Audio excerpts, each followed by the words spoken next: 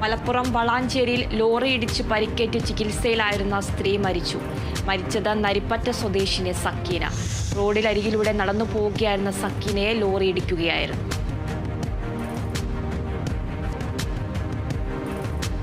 Ernakulam north പറവൂരിൽ ഇതര സംസ്ഥാന തൊഴിലാളികൾ താമസിക്കുന്ന ലേബർ ക്യാമ്പിൽ എക്സൈസ് പരിശോധനയിൽ 120 മില്ലിഗ്രാം ഹെറോയിനും ബ്ലൂഫിനോഫിൻ ടാബ്ലറ്റും കണ്ടെടുത്തു.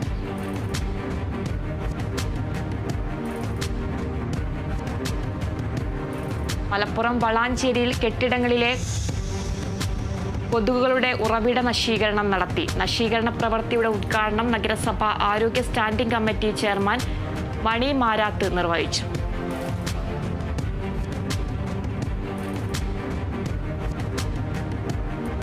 കൊല്ലം പട്ടാഴി സ്വദേശി ആദികേശിന് പഠനോപകരണങ്ങൾ നൽകി കിടങ്ങൂർ അമ്മ വീട് കരുണാലയം ചാരിറ്റബിൾ ട്രസ്റ്റ്. മേശയും കസേരയും വാങ്ങാനായി സൂക്ഷിച്ച പണം ആദികേശ് കിഡ്നി മാറ്റിവെക്കൽ ശസ്ത്രക്രിയയ്ക്ക് നൽകി മാതൃകയായിരുന്നു.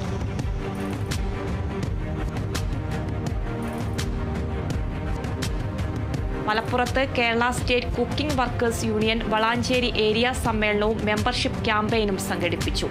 കൊടുമുടി വൈറ്റ് ലില്ലീസ് ഓഡിറ്റോറിയത്തിൽ സംഘടിപ്പിച്ച പരിപാടി മലപ്പുറം ജില്ലാ സെക്രട്ടറി ജംഷി എടക്കര ഉദ്ഘാടനം ചെയ്തു.